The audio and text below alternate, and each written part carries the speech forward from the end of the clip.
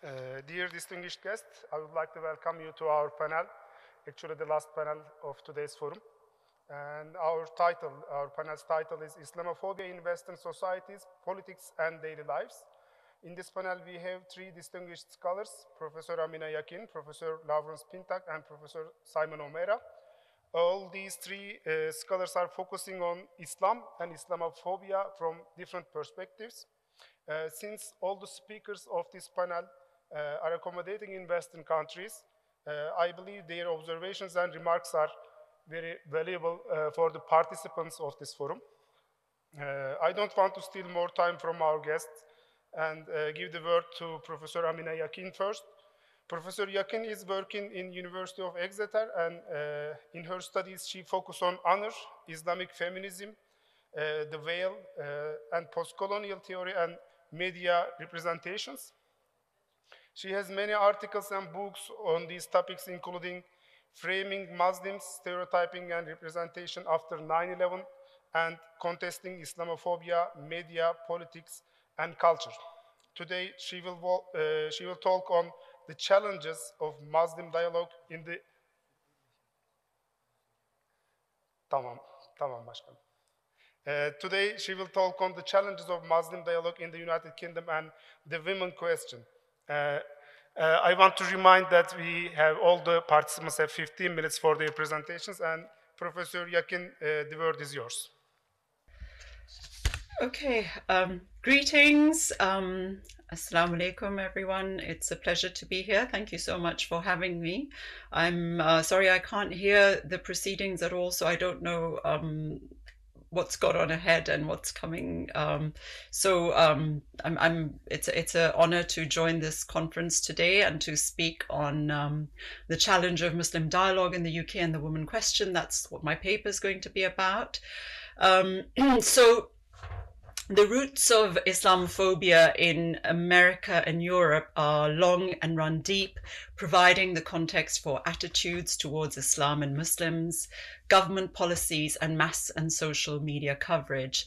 Edward Said drew our attention to the negative stereotyping of Islam in Western media in the 1980s, but it wasn't really until 1997 that the term Islamophobia was created here in the UK in recognition of the dread, hatred, and hostility toward Islam and Muslims that has had a knock-on effect on exclusions from economic, social, and public life. Islam continues to be seen as a violent ideology rather than a source of faith and spirituality.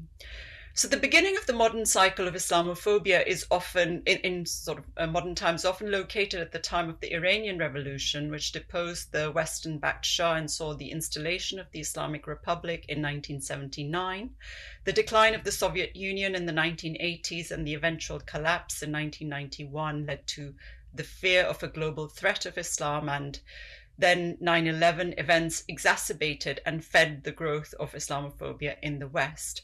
Several reports have been published in Europe, the UK, and the US since that document increased and widespread acts of discrimination and racism against Muslims.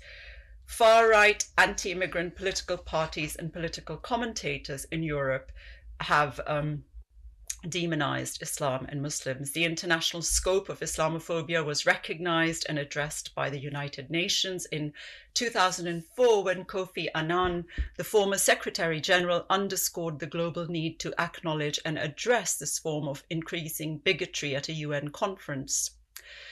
Now, the mass media's market-driven sales emphasis, epitomized by the phrase, "If it bleeds, it leads," is reflected in a penchant for explosive headline events and an overemphasis on violence, terrorism, and the more sensational anti-Islam and anti-Muslim statements of political leaders, media commentators, and a host of preachers of hate. Minimal coverage of the broader context of mainstream Muslims and their attitudes and behaviors has resulted in imbalance. So I've written quite extensively on the theme of Muslim representation in several books, including Framing Muslims, Contesting Islamophobia and Muslims' Trust in Cultural Dialogue. And today I'm going to go back to the first book that I co-authored with Peter Morey, Framing Muslims, to talk about the methodology, because I think that's relevant to the context of media analysis. In that book, we noted the comparative consistency of this message, if we can call it that crossed the boundaries of different media and public discourses. Political policies and initiatives around citizenship and civil rights were just as likely to operate on an assumed otherness of Muslim subjects as were TV dramas, films, or tabloid newspapers. For the title of our book, we deliberately chose the provocatively worded phrase framing, building on a meaningful term of reference from sociology and communication studies. The original use of frames and framings as we employ came from the Canadian sociologist Irving Goffman. Goffman saw human interactions as essentially symbolic, hence the term for the school of sociology he's most associated with, symbolic interactionism. Using the various grammars of different discursive forms, such texts operated to frame Muslims, to construct a box or frame within which all those valorized themes, fundamentalism, female oppression, terrorism, and a suspicious allegiance to the transnational ummah could be contained and repeated. They then became the legitimating set of assumptions about Muslims, forming the frame in which all utterances had to operate to be recognized and relevant. In our work, we began to explore these frames, searching out what they have in common and examining them for the inevitable inconsistencies and contradictions that always go along with attempts to boil down the complexity of human individuals and social groups. In our work, we critically analysed a number of these recurring yet reductive images from journalism, politics, TV dramas and documentaries, comedy, internet memes, and marketing. Most previous attempts to address this issue focus on one or two particular genres of representation to construct an argument for inherent bias and negative stereotyping. Our interest was in attempting to produce an understanding of the representation of Muslims in the diaspora, both by various mainstream media and by those vested with the power to speak from within on behalf of a notionally homogeneous set of interests. So the frame that we deal with in our book, Framing Muslims, is a space opened up, or I should say more accurately, closed down by certain modes of representation. Such representations are then in turn interpreted according to a wider socio-political frame, lent salience by the way it supports a narrative about Muslims' essential difference from us. As Maxwell McCombs has described it in relation to news media, the frame is, and I quote, the central organizing idea for news content that supplies a context and suggests what the issue is through the use of selection, emphases, exclusion, and elaboration. They suggest what is relevant and irrelevant at the same time promoting certain types of approved interpretation and response. So we argue that the twin concepts of stereotyping and framing are applicable beyond the boundaries of individual practices, taking different forms in different media, but always staking out the territory within which Muslimness and Muslim issues are recognized and valorized. So in reportage, for instance, the things to look for as much as the contexts in which print news media stories are set is the juxtaposition of headline, narrative, accompanying photograph, the cropping of the photograph, and the wider debates to which they refer as raw content. Rather than being descriptive and neutral when it comes to Muslims, we see stories about them always contained within a framing narrative, the parameters of which are defined by questions of belonging, otherness, and threat. So this is true even in those good news stories about Muslims being brave or public-spirited. Such good Muslim stories serve as a supposed corrective to the predominant bad, strange, irrational Muslim stories. But as stories, they actually reinforce the frame by responding in the terms dictated by the negative stereotype in the first place. They are the exceptions that prove the rule that Muslims as a whole are untrustworthy, so to speak. Unfortunately, while things have moved on in the 10 years since we wrote our book, and there's certainly a greater variety of Muslim self-expression out there, the frame nonetheless remains tenacious. My own work has interpreted gendered subjectivities for Muslim women from transnational, global, and national lens, from the majority perspective of Islamic nationalism in Pakistan and the minority lens of Muslims in Britain. Feminist methodology, intersectional approaches, and decolonial praxis has informed how I interrogate the concept of agency across languages and cultures. Muslim women's issues regularly make up global media headlines, reiterating a universalist narrative of oppression. This is not to say that some of these concerns that come out of experiences of women in Muslim countries are based on unrealities. They are truths to the claim made, as they are in the diaspora, but it is how their stories are framed and become the frame narratives around which recognition of the other takes place in multicultural societies that is of concern. Now, there's been no better example of this than in an interview last year between Emma Barnett, the presenter of BBC Radio 4's Women's Hour, and Zahra Mohammed, the new and at 29, the youngest ever head of the UK's largest umbrella body for Muslims, the Muslim Council of Britain. Much press attention was paid to the hostile tone of the interview, with Emma Barnett interrupting Zahra Mohammed on several occasions. To understand the framing here, we need to consider how the questions follow an unstated but clear pre-existing agenda of framing Muslims. They rely on certain unacknowledged but strongly assumed comparative connections, each of which is taken to the disadvantage of Muslims. Barnett's strategy has 5 identifiable parts corresponding to aspects of the frame. She begins by asking how many female imams there are.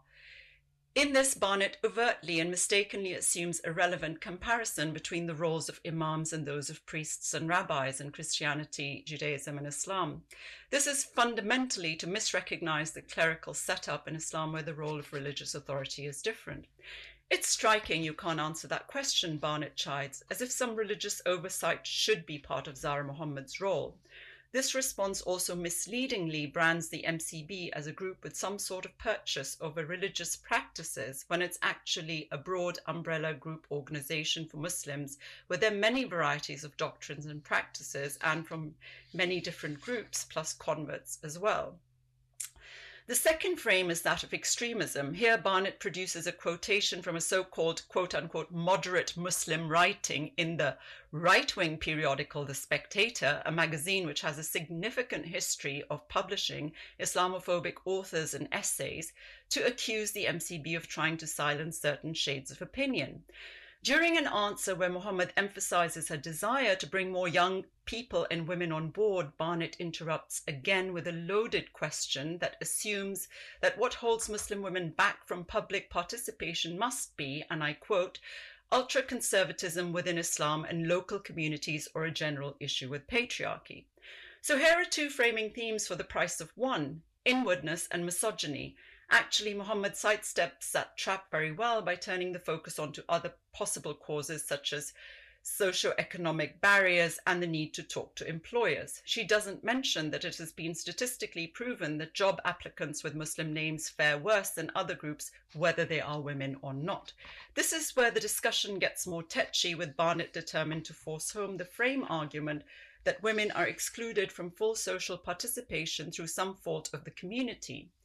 Mohammed responds by observing that Barnett's questions seek to define us, a point that I'll return to in a moment.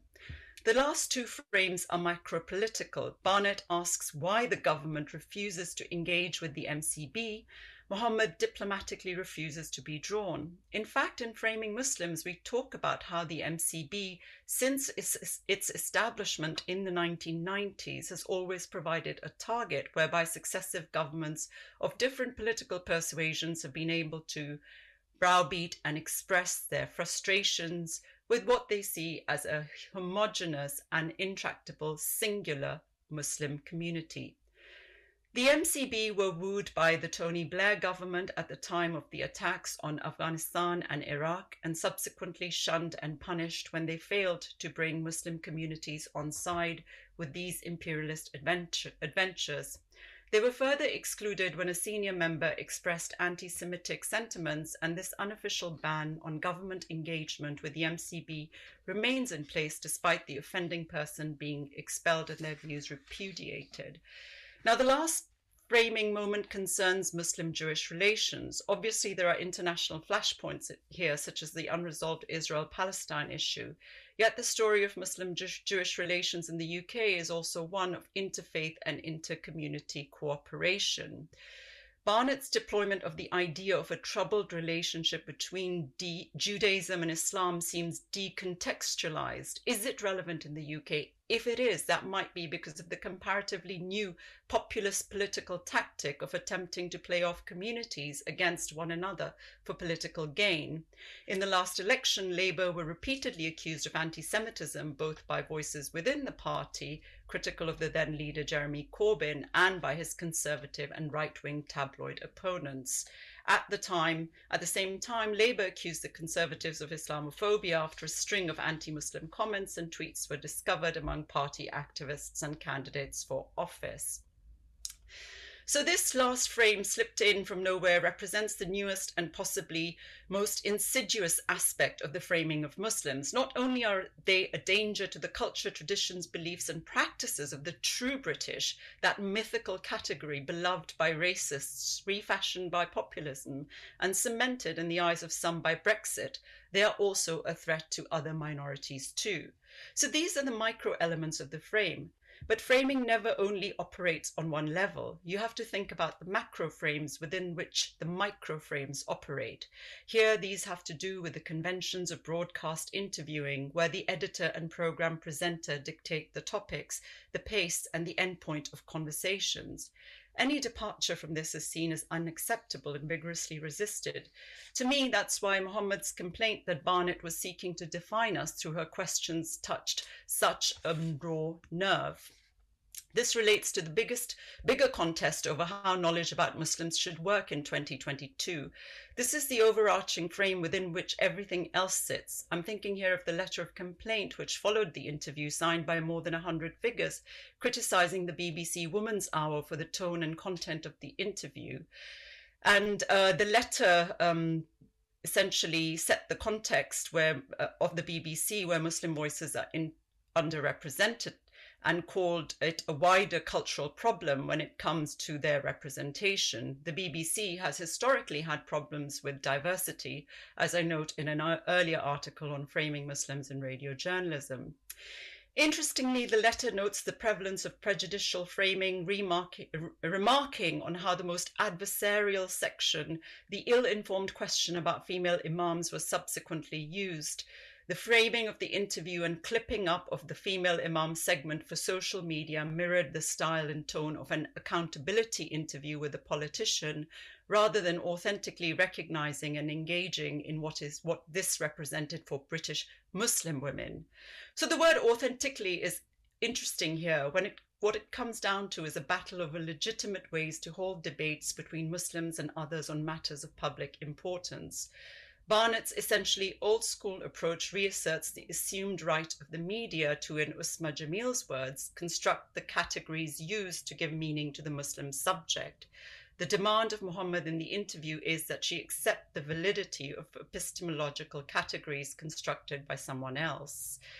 So these epistemological categories form the overarching frame within which Muslim engagement with the mainstream media almost always takes place. For this reason, it is important that more and ever more varied Muslim voices gain access not just to media platforms, but to the ability to meaningfully reconfigure them away from all these perennial stereotypes. Only then will we be able to say that the frame has been broken. I'll end at that point. I have a bit more, but I'm conscious of time, so if that's all right, I'll stop there. Thank you very much. Okay, thank you very much, Professor PINTAK, for your valuable remarks. Now we are going to listen Professor Lawrence. He is an award-winning journalist, academician, and media development expert. As a professor of communication, he is also the founding dean of the Edward R. Murrow College at Communication at Washington State University. His studies focus on America's relationship with the Muslim world, the role of media in shaping global perceptions and government policy, journalism in the Muslim world, and the responsibilities of reporters covering conflict and injustice. Today, he is going to talk on Islamophobia in an age of hate.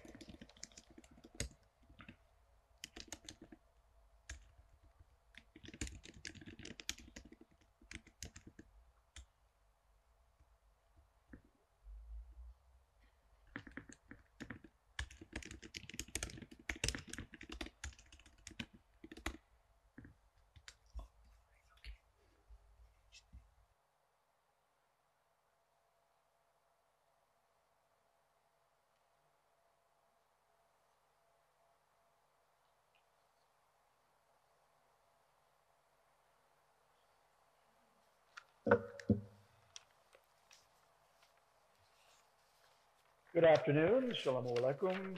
So good to be here. I wish I were literally there with you, but we will have to settle for the magic of Zoom.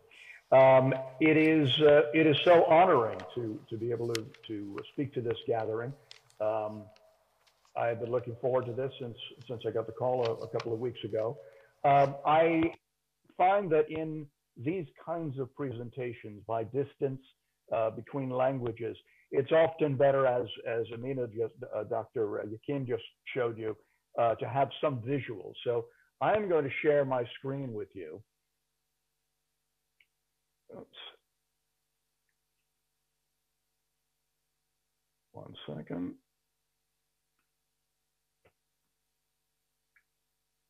There we go.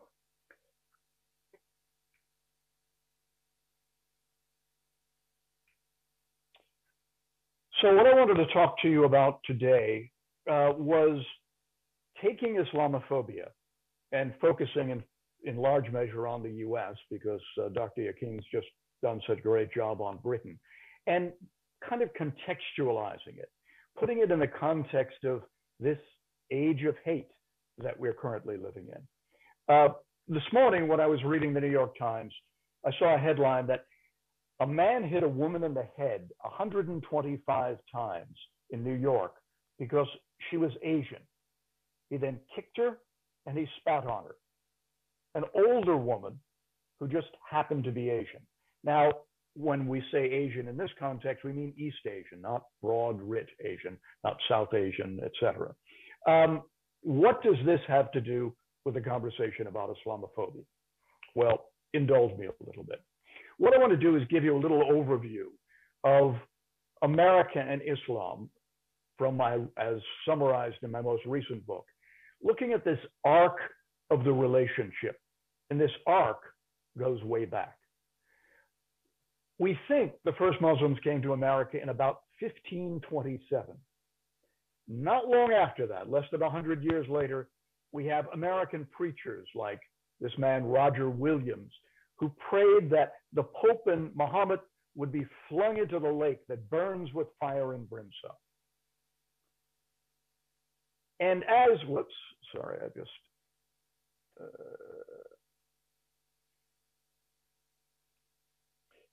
as with Britain, as Dr. YAQIN said, these suspicions run very deep.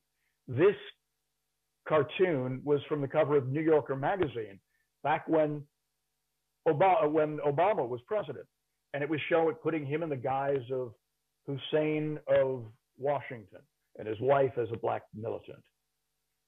America's first war was against Muslims. It was against the Barbary pirates in North Africa.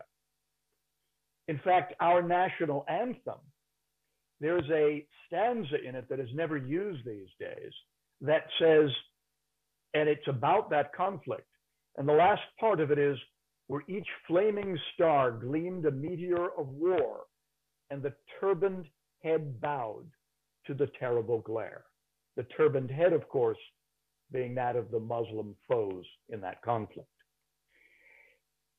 Accusing someone of being a Muslim was the ultimate insult right back at the beginning of the American Republic. Thomas Jefferson was accused of being the Arabian prophet. John Adams, and a later president, was the new Muhammad. And of course, as I said, Obama was called the Hussein of America. Now, the reality is that today, fast forwarding, Islam is the fastest growing religion in the US. The Muslim population by 2030 is expected to be 6 million. That's about double what it is today. And most of those Muslims in America are US citizens. More than 40% are born in the US. And they are proud to be Americans. We hear this over and over and over from individual Muslims and in surveys like this. I have a big screen here, is why I'm gesturing that way. 92% say they're proud to be American. 80% say they're satisfied with the way things are going in their own lives. Most get ahead with hard work, et cetera, et cetera. Now, despite that, there has been a long history of American Muslims and other Muslims in America being stereotyped. Obviously, 9/11 was a great, in a negative way, catalyst for this. But it long predates that. We saw Muslims in the movies right from the very beginning. We see it on TV, and we see it in the news. Now, I am a journalist, once a journalist, always a journalist. I was a Middle East correspondent in the 80s, and I'm sure I was as guilty of many of these kind of framing issues that Dr. YAQIN was talking about as anyone else. And to give you a little context, that book that she referred to by, oh my goodness, my mind just went blank, Columbia University professor. Help me, Amina. Anyway. McCombs Goffman. Yes. The book covering Islam. I remember when that arrived in the Middle East, and we sat around the bar in the Commodore Hotel in Beirut as journalists, and we all made fun of this book, this idea that we were framing Muslims in a certain way or framing Arabs in a certain way. So that gives you a little insight into how journalists think. 30, 40 years later, I think a little differently, I would like to think. But certainly with 9/11, that framing came home to roost. Americans and Muslims were portrayed endlessly in a negative manner. This one study of coverage in the New York Times found that Muslims were portrayed more negatively than cancer. And of course, bringing that up to recent years, that antipathy, that suspicion, that concern about Muslims was weaponized by Donald Trump. That line, I think Islam hates us, epitomizes, it brings together everything. It brings together centuries of suspicions. It brings together years and years of policies that othered Muslims and framing of Muslims in the media. It all came down to that. And of course, that sparked a huge wave of anti-Muslim rhetoric and anti-Muslim hate crimes. In that first year after he said that, we saw a 67% increase in crimes against Muslims. Huge. Mosque attacks across the US, anti-Muslim incidents, and when mosques were attacked, we heard nothing from the President of the United States condemning it. But, and this is my central point today, it has to be put in context. Donald Trump weaponized anti-Muslim sentiment, but he also weaponized hatred against everyone else who was not white like him. So in the past decade, we've seen this huge increase of hate crimes in general in the US. And you see from this chart, back in 2014, it was at the lowest in the decade.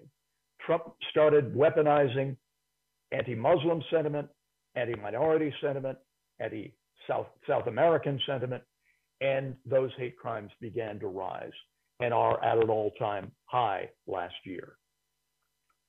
So back to that poor little Asian woman who's on the left in this image, with the guy behind her.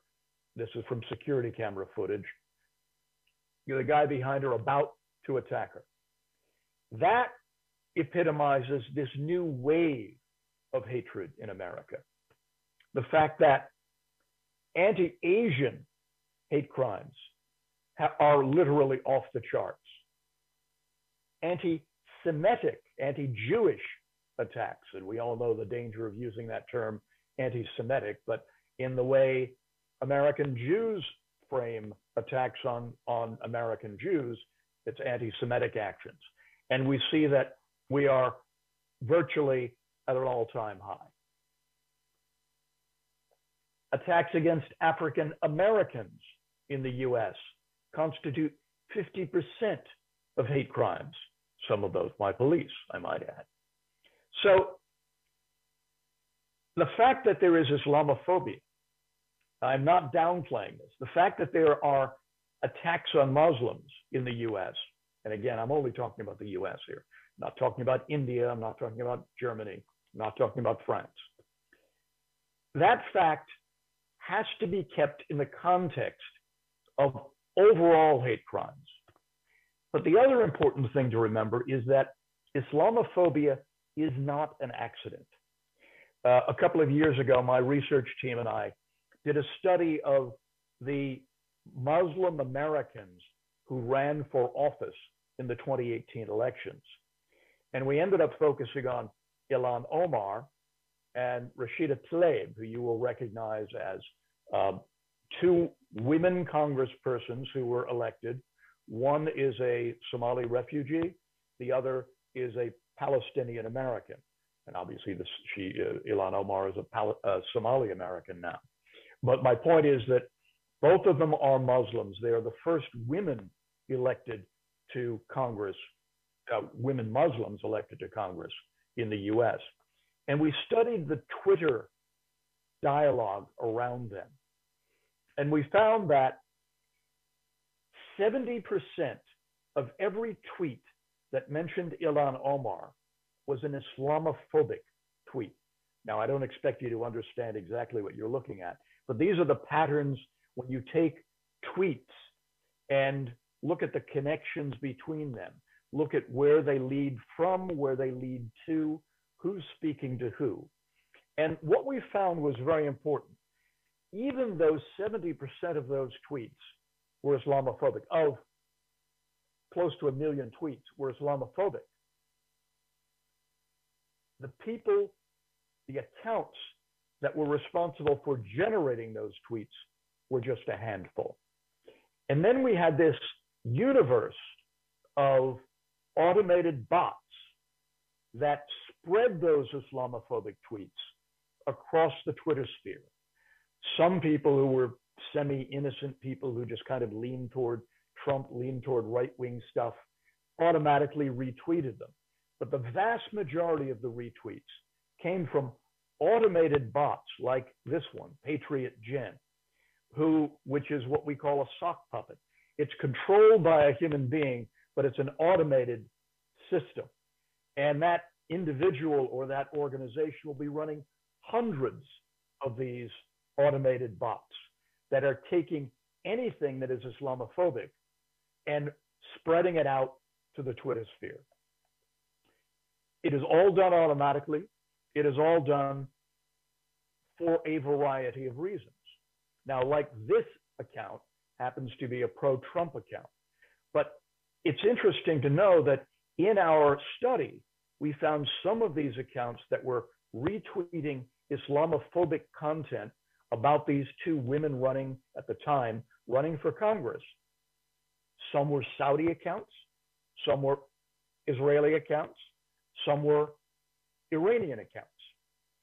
And the logic there was that the Saudis didn't like these women because they were speaking anti-authoritarian language toward Middle Eastern authoritarian regimes. So we saw the confluence of true Islamophobes, people like this woman, Bridget Gabriel, who is a Christian Lebanese immigrant to the US, who is one of the individuals at the forefront of Islamophobia. Individuals like this ending up in common cause with the Israelis. Okay, maybe there's no surprise there, but the Iranians and the Saudis and the Emiratis, because they all had an interest in stopping, in shutting down two Muslim women from getting into office in the US. So that's one reality. The other reality, and let me emphasize, that reality is that it is a handful of people that are driving, whether it's a Donald Trump or a Bridget Gabriel, that are driving these anti-Muslim narratives. The other reality now, which in a twisted kind of way is a good thing for those who are fighting Islamophobia, is that America is now distracted. There are new kinds of hate in America. Obviously, this is the attack on Congress January 6th after the presidential elections. As a result of the Trump election, the first election, as a result of the hatred and animosity around the second election, political violence is dramatically on the rise in the US. And terrorism by white nationalists in the US is on the rise. So this is a graph showing terrorist attacks or plots in the US over 15 odd years. And that dark blue at the bottom of those bars is white nationalist violence. And so we see that from the far right, the violence is dramatically increasing. So-called Islamist extremist violence is in the red on this chart, and that has reduced. Now, that's good in a broad sense, but it's also good for Muslims who are fighting Islamophobia, because clearly those extremists who are causing the violence are driving the narrative, giving the anti-Muslim lobby an excuse. But the fact that they are now being eclipsed by white nationalists means that the narrative is shifting. The other interesting thing that was found after Trump's election is that while he was spewing anti-Muslim and anti-Latino, etc. hate, feelings toward American Muslims overall in the body politic improved. So by this past year, 2020, we see Democrats, 75% of Democrats have a favorable view of Muslims. All Americans, almost 60%, have a favorable view. Obviously, we'd like that number to be higher. But most interesting, Republicans have a significantly more favorable view of Muslims than they did before. So in this one-year graph, we see it going from less than 40% to pushing 45%. So that is an interesting trend, and that is a very good trend when we talk about how do American Muslims and other Muslims around the world who support them fight against Islamophobia. Well, the fact is that what they have been doing is improving the situation. Muslims are actively engaging with American society. Previously, American Muslims, to generalize, were keeping their heads down. They were living in the quote-unquote ghetto. They were living within their own communities. They were focused on business. They were focused on their families, but they weren't focused on raising their profile in society. And so that also fed suspicions. Now, as a result of Donald Trump, American Muslims are active and engaged. Record numbers of American Muslims are running for office. And then they're also launching education campaigns about Islam, but also within their own communities to fight extremism. And that resonates out across the body politic as well. We see record numbers of American Muslims running for office, from everything from local city councils to, as in the case of Abdullah Saeed, the governor of Michigan, and of course the two women we talked about who were successfully elected to Congress. So all of that is changing the dialogue. It is changing the perceptions. And it's showing Americans that American Muslims are an intrinsic part of the society. They are carving their own path. and they are changing their own reality. Now, there's one irony at the end here. The other day, I saw, you may have seen this story, that Pakistan has banned from movie theaters a film that was produced by Muslims, many of them Pakistani, funded by Muslims, acted by Muslims, written by Muslims. And Pakistan has banned it because of the, quote, negative image of Muslims that this film portrays. This is an example of the difference in perspectives between American Muslims and some Muslims in other parts of the world. And it is an example of the issue of culture versus religion. The filmmaker responded to this by saying, let's please end the elitism that a nation or religion can only belong to a select few. And here, of course, he's speaking to the Pakistani government officials and those who pushed them to ban this movie. Such fearful silencing is not the way forward for a country that is vibrantly developing in population, promise, and identity. The bottom line is that Islam, unlike what Donald Trump says, Islam is not a monolith. Islam is not something that hates us in the West. Islam is not a monolith. Islam is not something that is monochromatic. And what applies to Muslims in Pakistan, what applies to Muslims in Turkey, may not be the same that applies to Muslims in the UK or in the US. And I'll leave it there. Happy to take questions after my noted colleague says some comments. Thank you very much.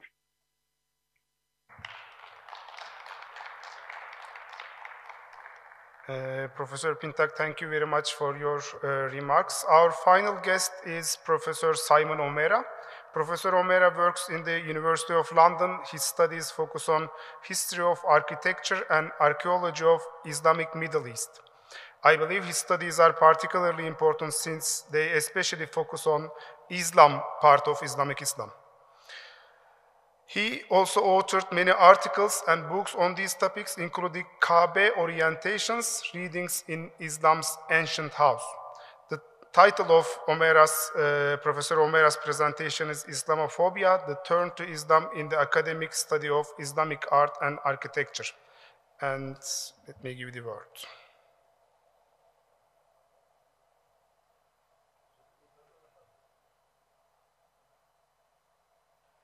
Good afternoon from England and good evening to you in Turkey. I would like to start my presentation by thanking the organizers of this incredibly important forum, and above all by thanking Professor Dr. Yavuz Demir for inviting me to give a talk in the course of it. If the title of my presentation seems to be completely at odds with the gravity of the forum's theme, Islamophobia, the gravity which we've seen so eloquently presented to us as if we didn't know in advance anyway, of course, by the previous two speakers, I should explain that my intention is not to make light of this theme, but to share a small good news story that relates to the theme, but is not a part of the theme. This small good news story concerns the turn to Islam in the academic study of Islamic art and architecture, also known as Islamic art history, a discipline dating to the 19th century. Whereas I am completely unqualified to talk on Islamophobia, as an Islamic art historian, I am qualified to tell this particular small story. And I should add, before I go any further, that one talks about Islamic art history and you may think that's very, very niche, but because Islamic art history feeds in to the representation of Islam in museums, there is a connection here that feeds directly into our theme. If there is a fuller representation of Islam within the museums, then that I think must be a good thing. And I would like to think that is in fact what we are seeing in at this stage of the 21st century. So I'm qualified, I think, to talk about this particular small success story. I am especially qualified to tell it because rather self-servingly, I play a part in this small success story. In 2020, I published the first book in Islamic art history on what is surely the most important architectural site of Islam, the Kaaba of Mecca. This book, I should add, is currently being prepared for Turkish publication by Professor Dr. Demir's University. The fact that in Islamic art history, no monograph on this paramount site of Islam existed before mine gives you some indication of the veracity of my claim, implicit in the title of my talk, that until recently, Islam has not been central to Islamic art history, in spite of the word Islamic being central to the discipline's name. The Prophet's Mosque of Medina, that other paramount site of Islam, fares no better in the discipline, a lacuna my current research aims to correct. Where then has Islam historically been in the discipline of Islamic art history? Well, in the words of one of the key Islamic art historians behind the discipline's turn to Islam, Wendy Shaw, Islam has largely been left out of the picture. And showing on the screen here is the cover of her latest book, the title of which is self-explanatory, I think, in terms of my talk. As Shaw explains in an interview promoting this book, quote, one of the book's starting points was an article of mine published in 2012, in which I look at how Islam became seemingly beside the point for Islamic art historians. By this I mean, people outside the field think that you work with theology, but inside the field, questions about meaning have been much more about things like patronage and trade. The exclusion of religion has a history deeply embedded in European art historical models. In addition to Wendy Shaw, there are one or two other key Islamic art historians behind the discipline's turn to Islam. Among them, Valerie Gonzalez, who has long argued for the centrality of Islam in understanding Islamic art and architecture. 20 years ago, for example, she published this philosophically sophisticated book, which uses the Quran to engage hermeneutically, interpretatively, that is to say, with Islamic art and architecture. An English summary of the book is available here. Until this book publication, and in many ways since its publication, the only literature in European languages one could find using the Quran to engage hermeneutically with Islamic art and architecture, to some extent at least, was the work of the so-called perennialists, a Sufism-inspired group comprising figures such as Sayyid Hossein Nasr and Titus Burckhardt. Here are two of their publications. Within the discipline of Islamic art history, however, these figures were never counted as Islamic art historians, and are still not counted as Islamic art historians. What does a turn to Islam mean for the study of Islamic art and architecture? For the aforementioned Islamic art historian Wendy Shaw, the answer is as follows. A lot of Islamic art history, she says, has used documentation as a means of finding meaning that is about patronage, trade, regional context, style, intention, and so on. That is fine, but I don't think the limit of meaning is there. I want to understand how images and text interact to express and circulate Islamic ideas, many of which don't fall into any of our modern disciplinary specializations or categories. They often also don't fall into dominant modern understandings of Islam, which have also been shaped by modern rationalism and colonialism. How were pre-modern people experiencing their world? How did they write about it? I don't want to use their text to answer questions formed by modern premises, so much as to see how their texts frame an understanding of the world that is often quite distinct from our modern systems of knowledge. I completely agree with this view of Wendy Shaw. For me too, the purpose of studying Islamic art and architecture is to recover ways of knowing the world that have been eclipsed by modernity and the way of knowing the world that is foundational to so much of academia, including Islamic art history. This view of the purpose of studying Islamic art and architecture is in many ways elementary decoloniality, a flagship policy of a number of universities today, including mine. At least as I understand the term, decoloniality is about prioritizing other ways of knowing the world, other cosmologies that have either been buried or ignored by European colonialism and the modern subjectivities this colonialism ushered in. In the case of Islam, this prioritizing of other cosmologies might, for example, involve academics trying to see or conceptualize the world from the place of the Quranic al-Ghaib, or the unseen, as the anthropologist Amina YAQIN has recently urged Islamicists to try to do, to try to see the world from the place of al-Ghaib. Decolonizing academic knowledge of the Islamic world in this way involves, in the first instance, academics recognizing that their collective knowledge of the Islamic world has largely been generated from within a secular cosmology whose roots lie in Western Christianity.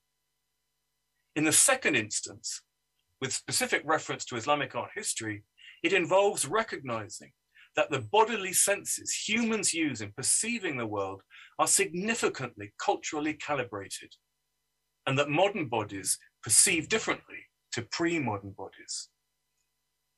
The senses of modern bodies, as the decoloniality theorist Rolando Vázquez has argued, are calibrated in very specific ways. And oculocentrism, or the privileging of the sense of vision over the other senses, reigns. This modern calibration, he and other decoloniality theorists call, quote, the aesthetic calibration.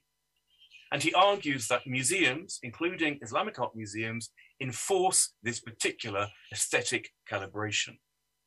He writes, like the university, the museum is part of the modern/colonial control of epistemology and aesthetics. This control is not just about holding the canon of the arts, but also about controlling the possibilities for experiencing the world. Aesthetics begins to govern the senses and the horizon of experience. People subjectified within this aesthetics are separated from other worlds. Other worlds are objectified, consumed, and often rendered as spectacles. For us, aesthetics illuminates how modernity and coloniality contribute to the experience of the real and come to shape our senses. It determines how we have been taught to see, how we have been taught to talk, how we have been taught to listen and perceive the world.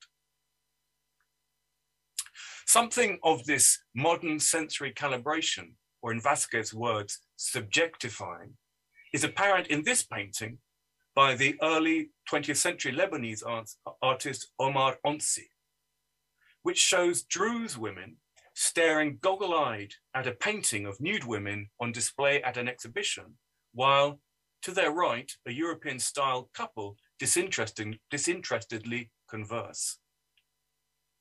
The exhibition being attended by both groups of people is not imaginary, but occurred in French Mandate Beirut in 1932.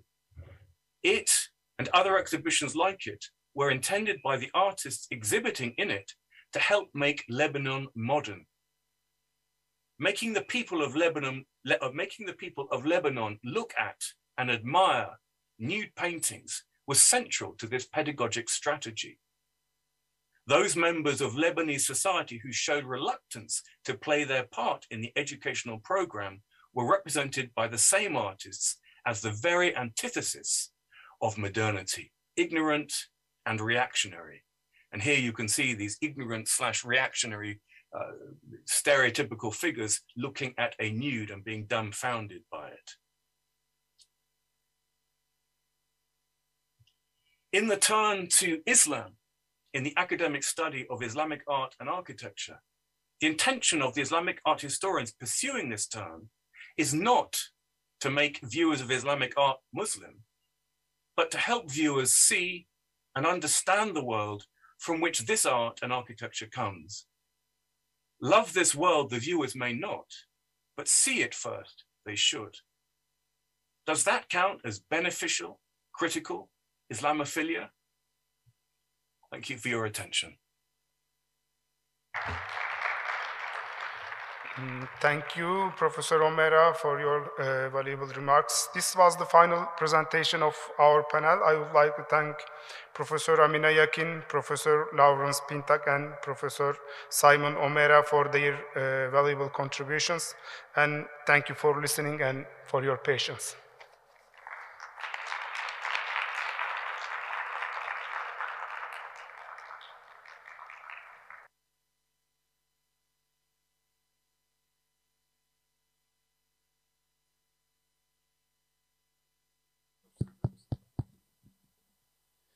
Evet, çok teşekkür ediyoruz sizlere de, değerli konuşmacılarımıza da aynı şekilde. Ve sizlere de bir plaket takdimimiz olacak. Böylelikle oturumumuzu da artık günümüzün sonuna gelmiş olacağız. Evet, yine Ankara Bilimler Üniversitesi Rektörümüzü plaketlerini vermek üzere sahneye davet ediyoruz. Buyurunuz hocam.